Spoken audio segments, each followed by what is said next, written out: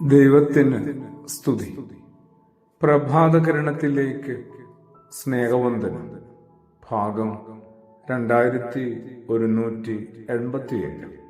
ഇന്ന് ഡിസംബർ മാസം 26-ാം തീയതി, ഈ ആണ്ടിലെ 360-ാമത്തെ ദിവസത്തിലെത്തി. സുറിയാനി സഭയെ സംബന്ധിച്ച് ഇന്ന് വലിയൊരു പെരുന്നാളിന്റെ ദിനമാണ്. ഇന്നലെ നമ്മുടെ കർത്താവിന്റെ ജനന പെരുന്നാളിന്റെ ഓർമ്മയായിരുന്നെങ്കിൽ അതിന്റെ പിറ്റേന്ന് ഇന്ന് പരിശുദ്ധ ദൈവമാതാവിന്റെ പുകഴ്ച പെരുന്നാളിന്റെ വലിയൊരു ദിനമാണ്. അമ്മമറിയത്തെ വീണ്ടും നമ്മൾ ഒന്നുകൂടി ഒന്ന് ഓർക്കുകയാണ്. ഓർത്തേ മതിയോ? ക്രിസ്തുവേശുവിനെ സ്വന്തമായിട്ട് കിട്ടിയ അമ്മമറിയം. മറിയം എന്ന അമ്മ മക്കളായി നമ്മളെ ഇന്നും എന്തൊക്കെയോ പഠിപ്പിക്കുന്നുണ്ട്. എന്തൊക്കെയാണ്? എൻ്റെ ആവലാതികളിൽ നിന്ന്, എൻ്റെ അത്യാഗ്രഹങ്ങളിൽ നിന്ന്, എൻ്റെ ആർത്തികളിൽ നിന്ന് എല്ലാ വിധത്തിലും ഞാൻ ഒന്ന് മാറണമെന്ന്, കുറേയൊക്കെ നിശബ്ദതയിലേക്ക്, കുറേയേറെ മൗനത്തിലേക്കൊക്കെ എത്തണമെന്ന്.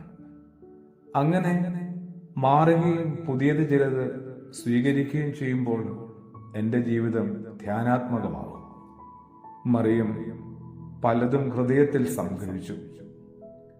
എൻ്റെ ഹൃദയം വെറും പൊള്ളയും ശൂന്യവുമാണ്. എന്തെങ്കിലും ഉണ്ടെങ്കിൽ തന്നെ അത് കപടതയും വഞ്ചനയും കള്ളത്തരങ്ങളും അസത്യങ്ങളുമൊക്കെയാണ്. എല്ലാം ഒന്ന് അഴിച്ച്, എല്ലാം ഒന്ന് അടുക്കി വൃത്തിയാക്കാനായിട്ട് ഒരവസരം കൂടെ ദൈവം ഒരുക്കി തരികയാണ്.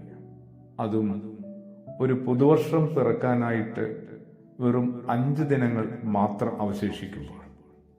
മറിയം എന്ന അമ്മ നമ്മളെ കുറെ കൂടി സംതൃപ്തിയിൽ ജീവിക്കാനായിട്ട് നിർബന്ധിക്കുന്നുണ്ട്, പഠിപ്പിക്കുന്നുണ്ട്.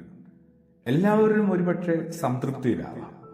അത് ആഡംബരങ്ങളില്, ദൂർത്തില്, അത്യാഗ്രഹങ്ങളിലും ആർത്തിയിലുമാവാം സംതൃപ്തി കണ്ടെത്തുന്നത്. മറിയമെന്ന അമ്മ പഠിപ്പിക്കുന്നത്, പറഞ്ഞു തരുന്ന സംതൃപ്തി പരിമിതികൾക്കകത്ത് നമ്മൾ കണ്ടെത്തേണ്ട സംതൃപ്തിയാണ്. ഒന്നും ആകാത്തപ്പോഴും, കിട്ടാത്തപ്പോഴും, തികയാത്തപ്പോഴും, പരിമിതികൾ മാത്രമാകുമ്പോഴും നമ്മൾ ബോധപൂർവം കണ്ടെത്തേണ്ട സംതൃപ്തിയുണ്ട്. ആ ഒരു സംതൃപ്തിയിലേക്ക് ഞാനും എന്നെ തന്നെ ഒന്ന് എത്തിക്കണം. മറിയമെന്ന അമ്മ ദൈവസന്നിധിയിൽ പിന്നീടൊന്നും ആവശ്യപ്പെടുന്നില്ല. നമ്മളെ വളരെ ഞെട്ടിക്കുന്ന ഒരു കാര്യമാണ്. ആവശ്യപ്പെടായിരുന്നു എല്ലാം. വലിയൊരു സിംഹാസനവും പരിചരിക്കാനായിട്ട് മാലാഖ വൃന്ദങ്ങളെ ഒക്കെ ആവശ്യപ്പെടാൻ വരണം. എന്നിട്ടും ഈ അമ്മ ഒന്നും ആവശ്യപ്പെട്ടില്ല. അടുത്തത് കുറെ കൂടെ നമ്മളെ അത്ഭുതപ്പെടുത്തും.